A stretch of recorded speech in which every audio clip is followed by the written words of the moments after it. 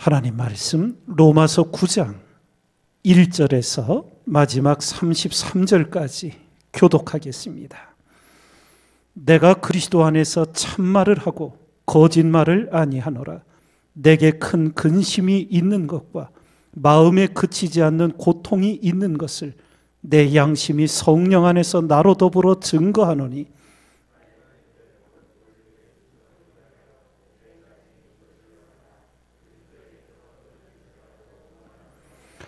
저희는 이스라엘 사람이라. 저희에게는 양자됨과 영광과 언약들과 율법을 세우신 것과 예배와 약속들이 있고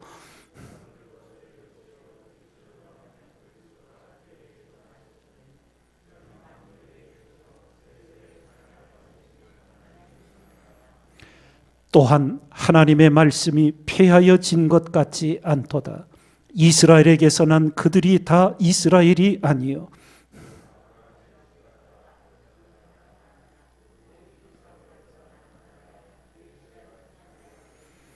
곧 육신의 자녀가 하나님의 자녀가 아니라 오직 약속의 자녀가 씨로 여기심을 받느니라.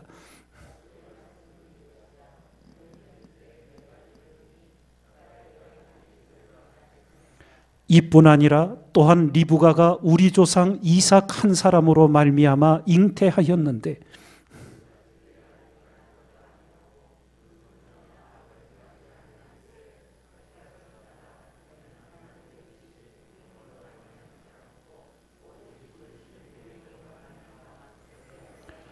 리브가에게 이르시되 큰 자가 어린 자를 섬기리라 하셨나니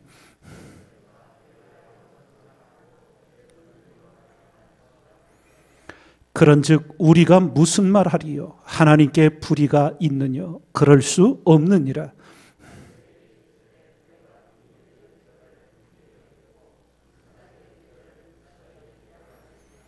그런즉 원하는 자로 말미암음도 아니요 다른 박질하는 자로 말미암음도 아니요 오직 긍휼히 여기시는 하나님으로 말미암음이니라.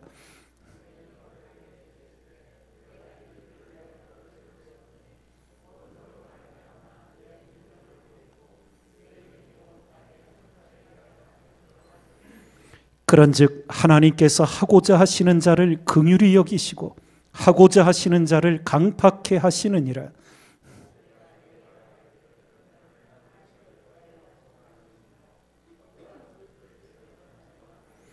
이 사람아 내가 네기에 감히 하나님을 힐문하느뇨? 지음을 받은 물건이 지은 자에게 어찌 나를 이같이 만들었느냐 말하겠느뇨?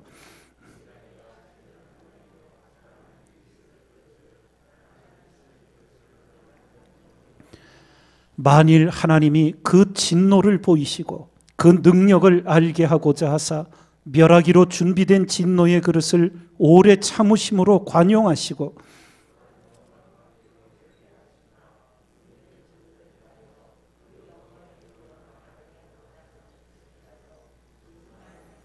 이 그릇은 우리니 곧 유대인 중에서뿐 아니라 이방인 중에서도 부르신 자니라.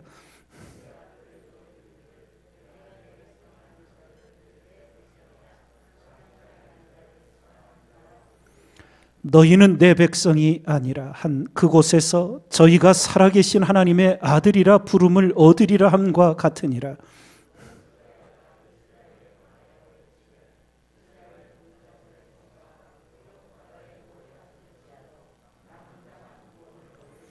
주께서 땅 위에서 그 말씀을 이루사 필하시고 끝내시리라 하셨느니라.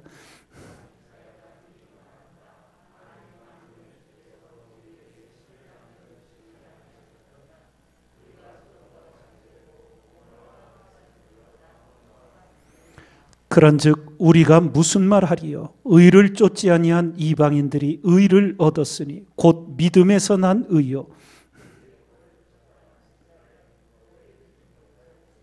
어찌 그러하뇨? 이는 저희가 믿음에 의지하지 않고 행위에 의지함이라. 부딪힐 돌에 부딪혔느니라.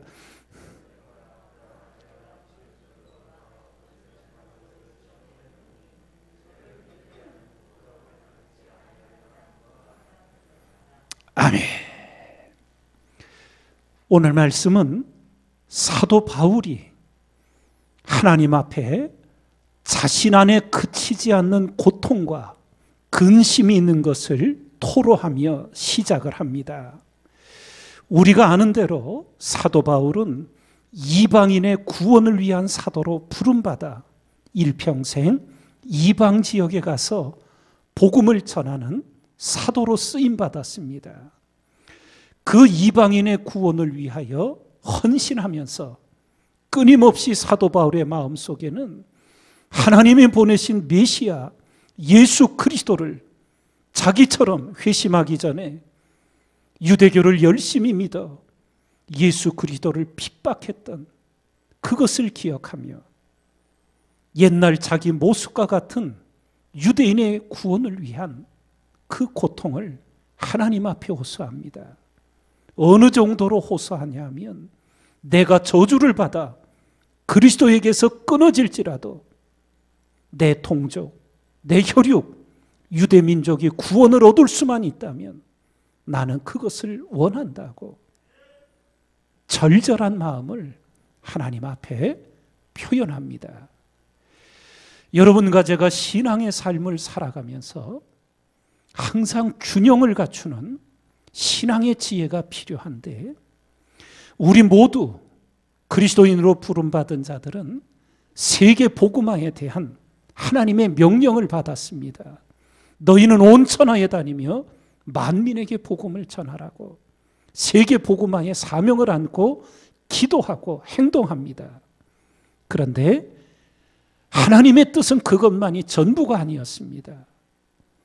세계 복음화를 가르치시기 전에 하나님은 구약 성경을 통하여 특별히 믿음의 조상 아브라함에게 주신 말씀 속에 가족, 집안의 복음화를 이루어야 함을 또한 먼저 가르쳐 주셨습니다.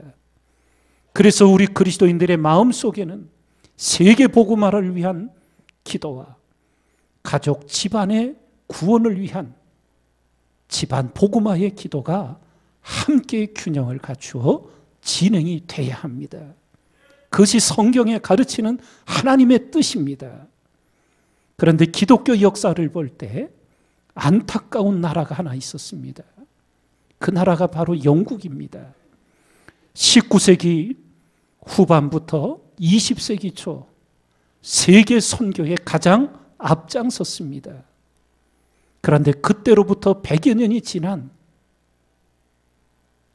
오늘날에 이르기까지 영국 교회는 허무하게 무너져 내렸습니다.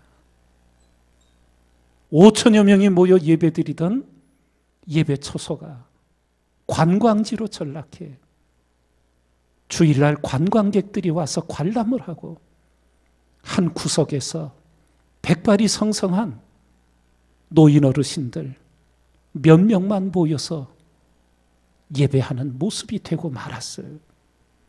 그 이유는 하나였습니다. 세계 복음화를 힘쓰다 믿음의 후대들 집안 복음화에 실패했기 때문입니다. 그 중요성을 망각했고 균형을 잃어버렸기 때문입니다. 우리나라도 마찬가지입니다. 지금 교회마다 교회 학교가 어려움을 겪고 있어요. 통계를 찾아보니까 2000년도에 신생아 출산이 64만 명이었어요.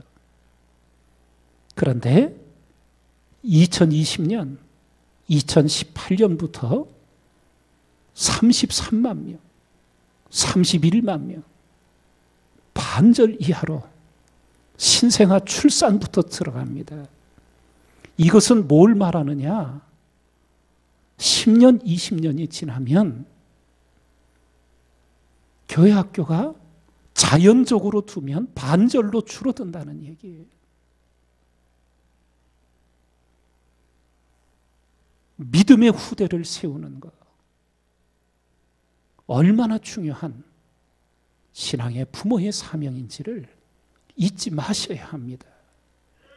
세계 복음화와 집안의 복음화를 위한 기도의 제목들, 사도 바울의 이 절절한 마음을 여러분과 저는 새벽을 일깨어 기도하면서 자녀 손들의 하나님을 향한 바른 신앙의 세움을 위해 쉬지 않고 기도하는 우리가 되어야 될 줄 믿습니다.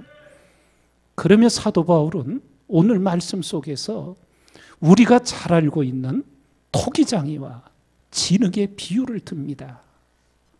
이 비유는 한마디로 하나님의 절대 주권에 순복해야 한다는 겁니다.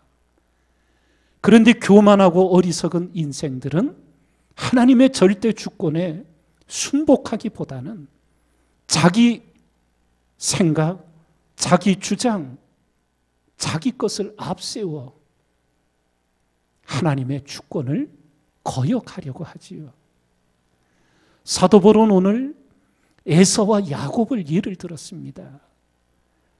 태어나기도 전에 하나님께서 야곱을 택하시고 에서를 밀어내셨어요. 하나님이 불의하냐고 묻는 거예요. 토기장이가 진흙을 가지고 하나는 귀 쓸 그릇, 천이 쓸 그릇을 만드는 권위 없느냐고 그렇게까지 묻습니다. 우리가 이것을 읽을 때 이런 생각이 들 수 있지요. 내가 야곱으로 하나님께 택함 받아 존귀해지면 문제가 없어요. 근데 내가 에서가 될 때 어찌해야 하는가? 에서는 우리가 아는 대로 빗나갔습니다. 그런데 유사한 일 속에서 요나단은 사울왕의 아들 왕자요, 왕위를 이을 자였지만 하나님의 뜻이 다윗에게 있음을 깨닫고 요나단은 기꺼이 그 하나님의 뜻에 순복하여 다윗을 죽음의 자리에서 살려내고 다윗을 세웠습니다. 이것이 바로 요나단과 같이 행하는 것이 하나님의 절대 주권에 순복하는 삶입니다. 오늘날 교회 안에서조차 하나님의 말씀이 먼저 생각되지를 않고 사람의 판단이 자기의 생각이 앞서 버립니다. 두려운 일들이 벌어지게 되는 거예요. 성경이 뭐라 말씀하는지 하나님의 절대 주권 앞에 우리는 순복하면서 하나님의 뜻을 분별하도록 도와주시기를 기도하며 그 하나님의 뜻을 행하는 교회와 성도들이 되어가야 될 줄 믿습니다. 새벽을 일깨어 기도하실 때마다 말씀의 깨달음이 우리에게 역사하고 거룩한 성령께서 우리에게 임재하셔서 모든 진리 가운데로 인도해 주시기를 겸손히 기도하며 나아가는 우리가 되길 주님의 이름으로 축원드립니다.